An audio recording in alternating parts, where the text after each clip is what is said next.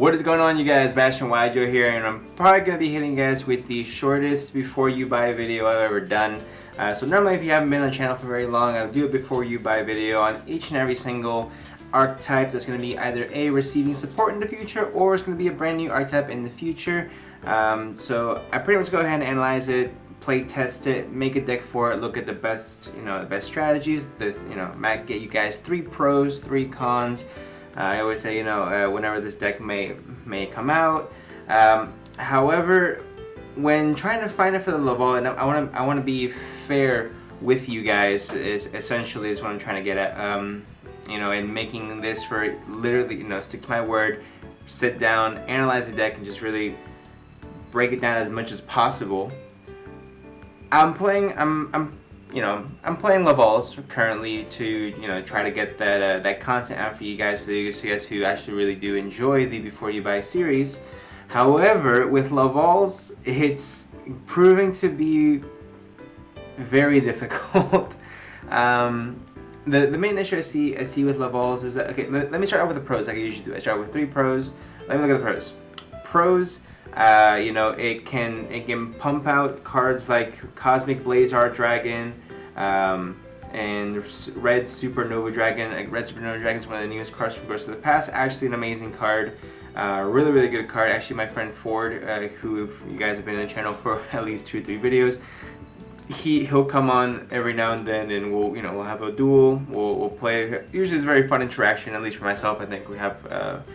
Fun interactions, back and forth. But anyway, so he's been playing this red resonator deck, and it pretty much pumps out red Supernova Dragon very easily, and he banishes my entire board and itself. Is like absolutely insane.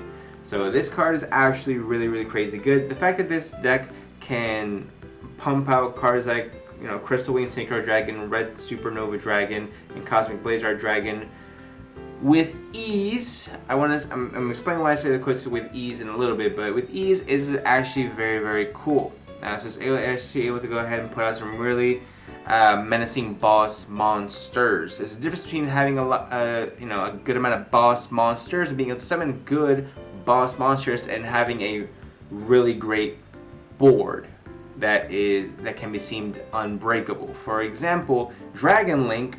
They make a board. It's pretty freaking hard to break. Some might consider it unbreakable. We've had unbreakable boards in the past with synchros as well. There was a was it deck 2-3 years ago when Level Eater was at 3. You remember those times? Absolutely insane. Gofu was a card. It's absolutely ridiculous. But that card just throw up all over the board a whole bunch of cosmics, Quasar Cosmic, all the Quasar dragons. I'm getting a bit off topic, but it's not the point of the video. The issue is with the deck, and the reason why I put the air quotes around before is that the deck itself is not consistent by itself, and I'm judging strictly from a perspective of I'm trying to make this one Laval deck as good as possible. The Laval itself is a very underwhelming, how do I say this? Underwhelming engine to where I'm looking at this deck right now, and I've been watching videos on YouTube, trying to read up on like how Laval. I didn't play Laval when it first came out. I'm not a pro in the deck, but it seems like this deck is just extremely clunky, and it seems to rely ridiculously heavily on this cute little rekindling card, to where if you do not have this card in your hand, you will not win. I'm put Pot of Prosperity in here to increase the consistency of me having the rekindling. This card itself, the Laval Volcano Handmaiden, actually really good card.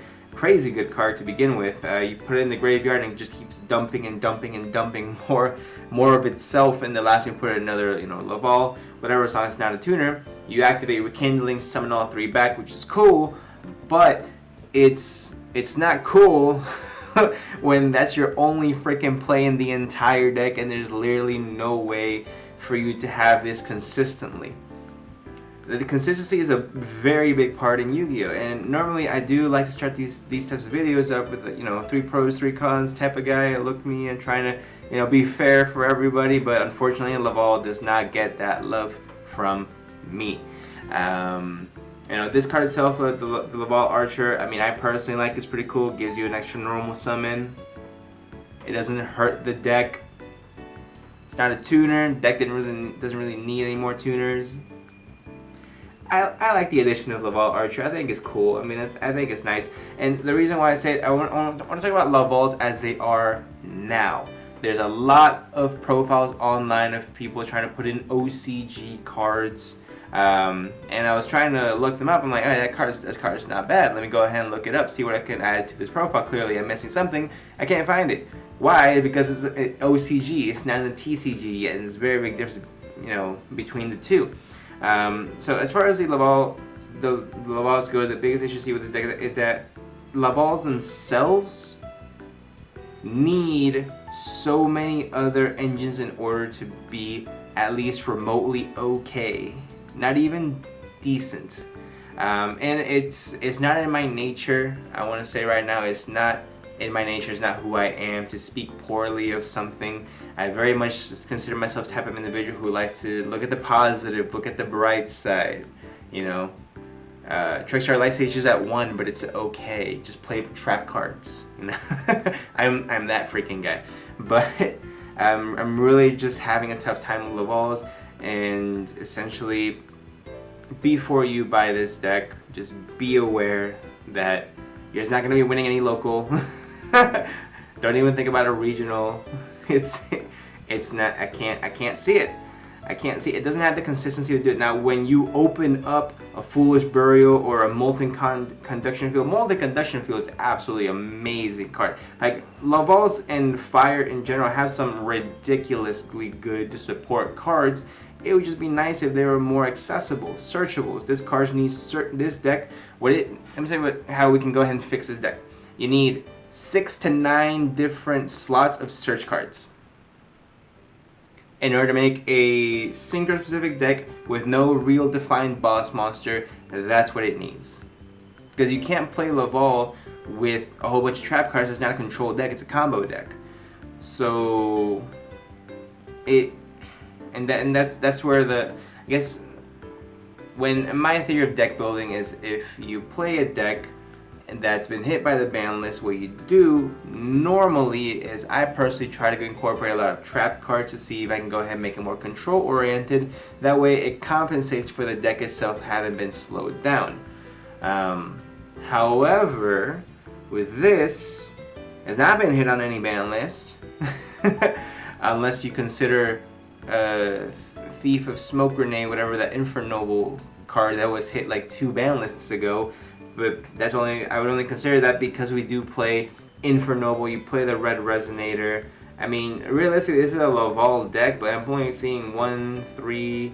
Like, it gets to the point where it doesn't feel like a Laval deck anymore, and that is the issue that I see with it. I can understand Dragon Link is not an archetype, which is fine, but I have a hard time calling this a Laval deck. I could call it a Fire Link. I mean, not Fire Link, a Fire Synchro deck. That's a lot more accurate term. But the Laval themselves, unfortunately, I don't see the real benefit of playing it. Before I go ahead and completely just shut off the video, whatever it might be, I'm gonna try to look for a few more pros for those of you who are Laval fans. And that's, you know what, you get 2 pros for this deck, and I think that's good enough. And that was the Laval Handmaiden being an absolutely amazing card, great choice for a card, and secondly, having the opportunity to go ahead and summon out cards like Cosmic Blazar, Red Supernova Dragon, as well as Crystal Wing Synchro Dragon all together. Great job, good for you. All right, and the cons is pretty much the other 8 minutes of this video. But yeah, it's unfortunate that I just can't find a way to make it work with TCG cards. With OCG cards, maybe it's a different story.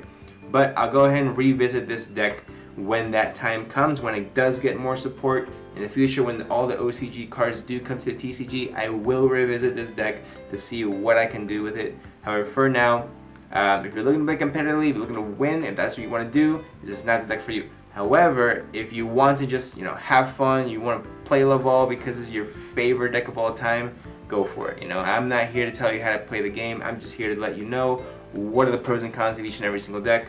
How can you go ahead and maximize the efficiencies of every single deck, at least to the best of my ability. If you guys know a better way to go ahead and play Lavals, please go ahead and let me know in the comment section down below. I'm not a perfect person. I make mistakes, and I'm the guy that said that Drytrons would suck, and look where we are now. So let me know what you guys think in the comment section down below. Leave a like if you guys did enjoy the video, and subscribe for more videos, guys. I pretty much do this for each and every single archetype that is getting support and that is coming out for the very first time. I did this for Sun Avalon, do this for the Starry Knights most recently, as well as the Ice Barrier deck. That was actually a pretty fun one to do. I think it's a pretty cool deck. Again, not gonna win much, but yeah, let me know what you guys think in the comment section down below. How would you guys make this deck work? What are y'all seeing that I'm personally not seeing? Let me know, and let's go ahead and start a discussion. I'll go ahead and leave y'all to it, and I'll see y'all in the next one.